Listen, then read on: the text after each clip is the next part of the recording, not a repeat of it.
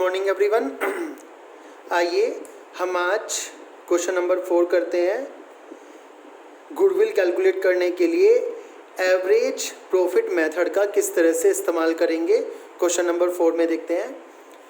Question को पढ़ते हैं। सबसे पहले, X purchase the business of Y from 1 April 2019। X ने वाई का बिजनेस खरीद लिया। For this purpose goodwill is to be valued at 100% of average annual profits of the last 4 years. तो इस पर्पज़ के लिए गुडविल कैलकुलेट करा रहे हैं और पिछले 4 साल के एनुअल प्रॉफिट्स का एवरेज लेना है। और एवरेज कितना लेना है? 100%।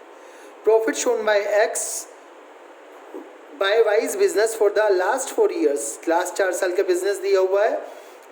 16 का 1 लाख, 17 का लॉस था 150, 18 का प्रॉफिट 150, 19 का प्रॉफिट 2 लाख। साथ में कुछ एडजस्टमेंट्स भी दिए हैं। ये जो 1 लाख का प्रॉफिट आया after debiting loss of stock by fire 50,000, इसमें 50,000 का लॉस है स्टॉक बाय फायर का।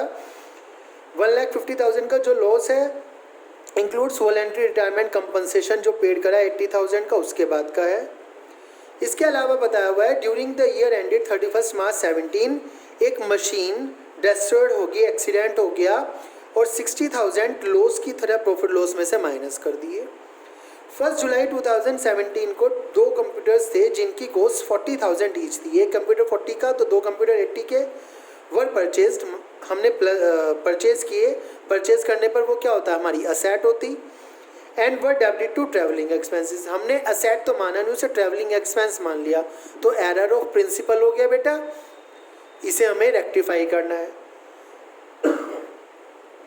On which depreciation is to be charge, और इस पर डेप्रिसिएशन भी लगाना है। Calculate the value of goodwill. Value of goodwill आपको कैलकुलेट करनी है। तो सबसे पहले मैं यहाँ पे आपको बता दूँ बेटा, जो गुडविल निकालनी है, गुडविल में जो भी प्रॉफिट्स आपको यूज़ करने हैं, वो वाले जो प्रॉफिट्स हैं वो केवल प्रॉफिट्स वो वाले होंगे जो नॉर्मल प्रॉफिट्स हैं। नॉर्मल प्रॉफिट्स में मतलब कि आपको जो भी प्रॉफिट दिया हुआ होगा उस प्रॉफिट में से आप क्या करेंगे? माइनस कर देंगे अपने एबनॉर्मल गेन को, यदि आपको कोई भी फायदा हुआ है, और प्लस कर देंगे एबनॉर्मल प्रॉफिट को।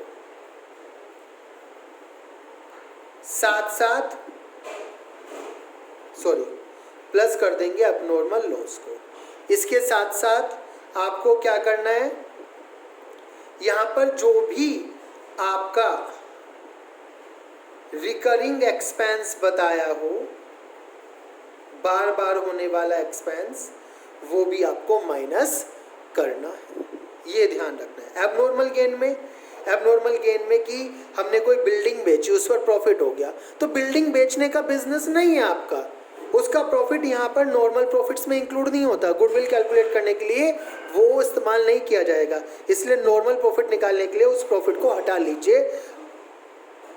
एबनॉर्मल लॉस मतलब आग लग गई, रोज रोज थोड़ी आग लगती है। गुडविल कैलकुलेट करने के लिए आप नॉर्मल प्रॉफिट निकालेंगे। नॉर्मल प्रॉफिट के लिए आग लगने से होने वाले लॉस को प्लस कर लो।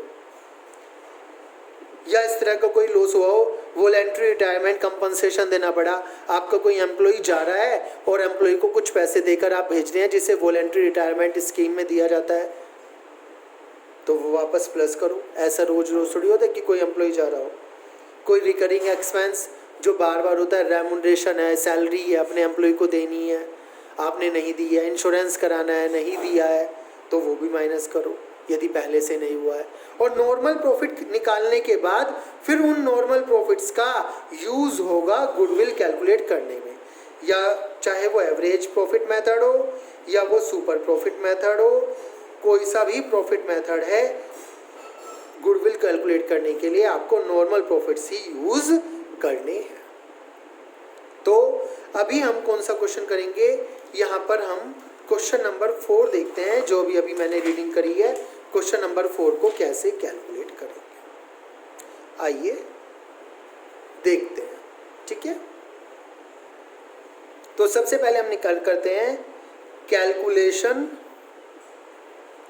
Of adjusted profits. Adjusted profits की कैलकुलेशन करते हैं। देखिए प्रॉफिट्स निकालिए। 31 मार्च 2016 को दिया हुआ है 31 मार्च 2017 का दिया हुआ है, ठीक है। 31 मार्च 2018 का दिया हुआ है, 31 मार्च 2019 का दिया हुआ है, 4 प्रॉफिट दिए हुए हैं। कितना? पहला दिया हुआ है प्रॉफिट 1 लाख का, दूसरा आपको लॉस दिया हुआ है, तो लॉस को बेटा मैं ब्रैकेट में लिख रहा हूँ 1,50,000 का, तीसरा प्रॉफिट दिया हुआ है 1,50,000 का, और बेटा जो चौथा दिया हुआ है fourth one is profit 2 lakh का। इसके बाद आपकी एडजस्टमेंट्स शुरू हो जाती हैं। एडजस्टमेंट्स करने के लिए आपको सीधे सीधे ध्यान रखना है क्या क्या दिया हुआ है। सबसे पहले 2016 में after debiting loss of stock by fire, loss of stock by fire को डेबिट कर रखा है, माइनस कर रखा है, तो पहले से माइनस कर रखा है इसलिए प्रॉफिट कम हो रखा होगा। आप वापस उसे क्या कर दें? प्लस कर दें।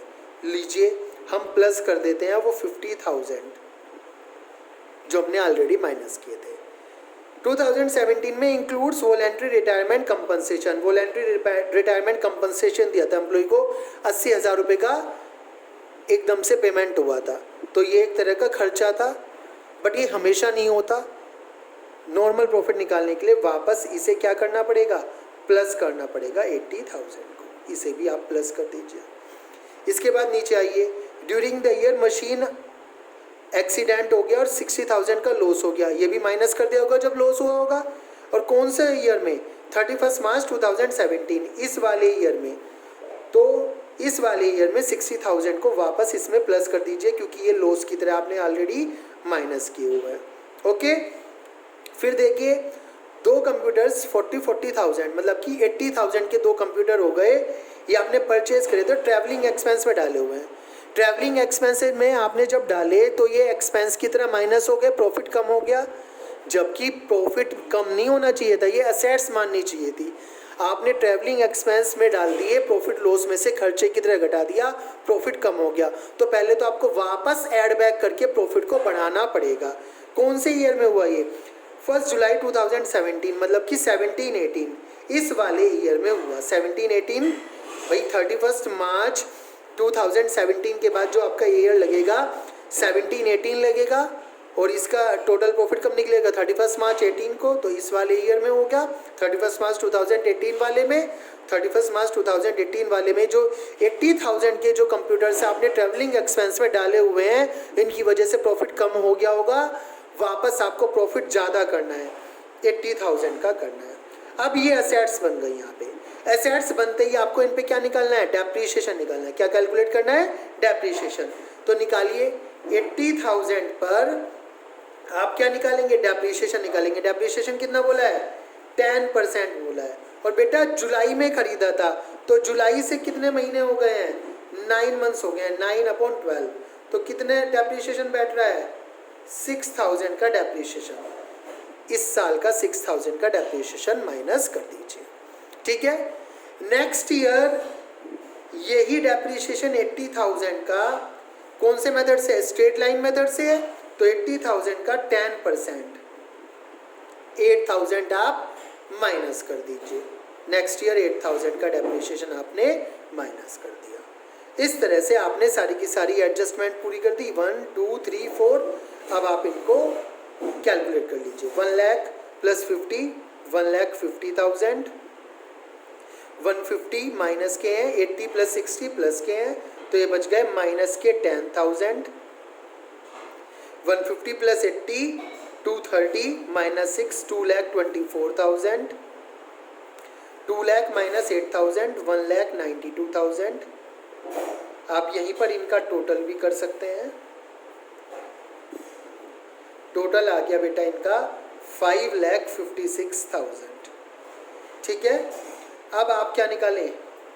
एवरेज प्रॉफिट निकाल लीजिए। एवरेज प्रॉफिट निकालने के लिए आपको क्या करना पड़ेगा?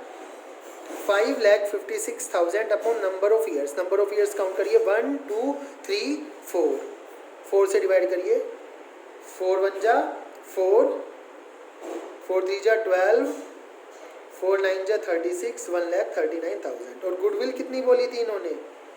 गुडविल बोली थी 100%। 100% number of year of purchase नहीं दिया है, बोला है 100% ऑफ 1,39,000, तो कितना हो गया?